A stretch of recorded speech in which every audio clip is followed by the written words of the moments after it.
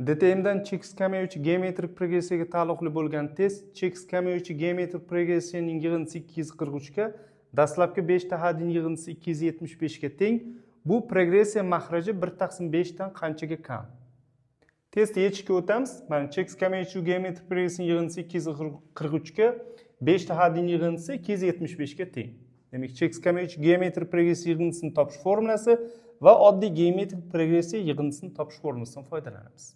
Demek bizde B1 taqsim 1 minus Q cheks kamayuvchi geometrik progressiya yig'indisi, yani B1 taqsim 1 minus Q'imiz 243 ga teng. Bundan B1 topa olaylik. B1 teng bo'ladi 243 ko'paytiruv 1 minus Q bo'ladi. Mana bu tomon ketdi. Endi 5 ta hadning yig'indisi bo'lsa, n o'rniga 5 qo'yamiz. Ya'ni oddiy geometrik progressiya yig'indisidan topamiz. Cheks kamayuvchi geometrik progressiya ham geometrik progressiya bitta xususiy holi hisoblanadi. Ya'ni S5 teng bo'ladi B1 Q'ni 5'i n o'rniga 5 qo'yapman minus 1 taqsimi Q minus 1. Bu ham 275 ga teng. Nima qilaman endi men? Topilgan B1 mana cheks kamayuvchi geometrik progressiya yig'indisidan formulasidan topilgan B1 birinchi hadda bu yoqdagi ya'ni 5 ta hadning yig'indisi ko'rinishida ko'rsatganimga olib borib qo'yaman. Ya'ni 243 1 minus Q ko'paytiruv Q'ni 5 minus 1 taqsimi Q minus 1 barobar 275.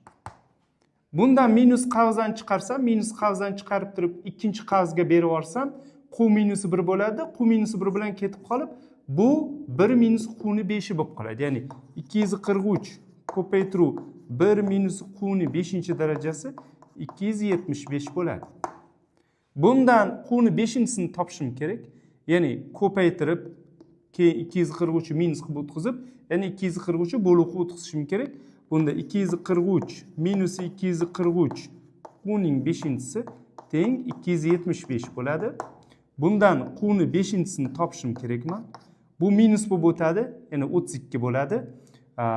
32 bo'lgandan keyin minus 32 taqsimi 243 bo'lib qoladi. Bu minus 2 taqsimi 3 ning 5'si bo'lib qoladi. Bundan Q'imiz minus 2 taqsim 3 chiqadi. Bizning masalamizda buning geometrik progressiyaning mahraji Q 1 taqsim 5 dan nechtaga kam, qanchaga kam deyilgan. Plus Q'ga bironta x qo'shsak 1 taqsim 5 chiqishi kerak-da. 1 taqsim 5 dan x taga kamda hozir bu. X qanchaga kam degan x ga kam. Demak, bunda x topishimiz kerak. X topadigan bo'lsam men 1 taqsim 5 minus Q bo'lib qoladi. Q'ni o'rniga minus 2 taqsim 3 qo'yaman. 1 taqsim 5 minusi minus 2 taqsim 3. Ya'ni plus bo'lib ketadi bu. 1 taqsim 5 plusi 2 taqsim 3 bo'ladi. 10 mahraj 15 bo'ladi. Bunga 3 ta, bunga 5 ta bo'ladi. 5 kare 2 10, 3 kare 1 3 qo'shsak 13 bo'ladi. Demak, javobimiz 13 taqsimi 15 bo'ladi. Berilgan testimizning javobi D. Bu test professional 1 dan olindi.